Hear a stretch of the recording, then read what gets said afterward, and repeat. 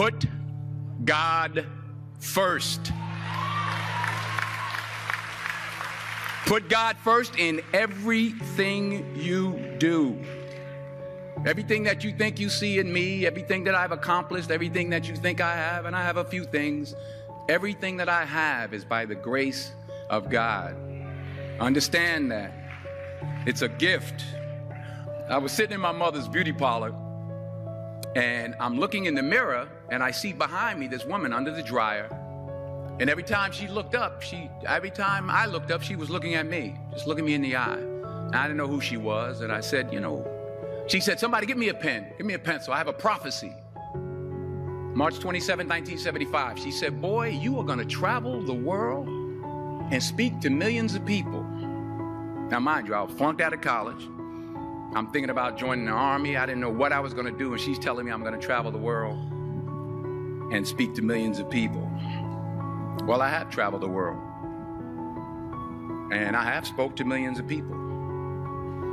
But that's not the most important thing, the success that I had. The most important thing is that what she taught me and what she told me that day has stayed with me since.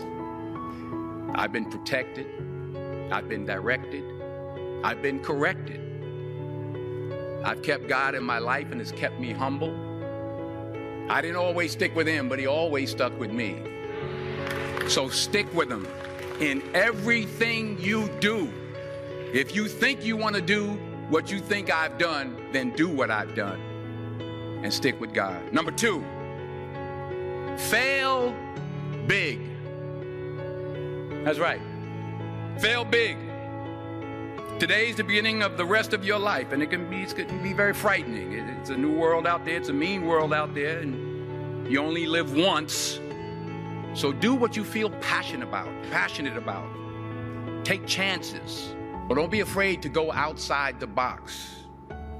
Don't be afraid to think outside the box. Don't be afraid to fail big, to dream big. But remember, dreams without goals are just dreams, and they ultimately fuel disappointment.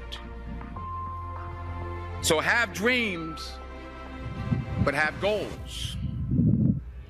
And understand that to achieve these goals, you must apply discipline and consistency. In order to achieve your goals, you must apply discipline, which you have already done, and consistency every day, not just on Tuesday and miss a few days. You have to work at it every day. You have to plan every day. You've heard the saying, we don't plan to fail, we fail to plan. Hard work works. Working really hard is what successful people do. Remember that. Just because you're doing a lot more doesn't mean you're getting a lot more done. Don't confuse movement with progress. My mother told me, she said, yeah, because you can run in place all the time and never get anywhere. So continue to strive, continue to have goals, continue to progress. You'll never see a U-Haul behind a hearse. I'll say it again. You'll never see a U-Haul behind a hearse. I don't care how much money you make, you can't take it with you. And it's not how much you have. It's what you do with what you have. We all have different talents. Some of you will be doctors, some lawyers, some scientists, some educators, some nurses. The most selfish thing you can do in this world is help someone else.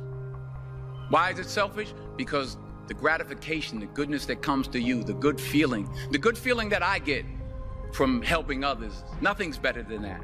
Nothing's better than that. Not jewelry, not big house I have, not the cars, but it's the joy. That's where the joy is, in helping others. That's where the success is, in helping others. Finally, I pray that you put your slippers way under the bed tonight, so that when you wake up in the morning, you have to get on your knees to reach them. And while you're down there, say thank you for grace. Thank you for mercy. Thank you for understanding. Thank you for wisdom. Thank you for parents. Thank you for love. Thank you for kindness. Thank you for humility. Thank you for peace. Thank you for prosperity. Say thank you in advance for what's already yours. It's how I live my life. That's why I am, one of the reasons why I am today.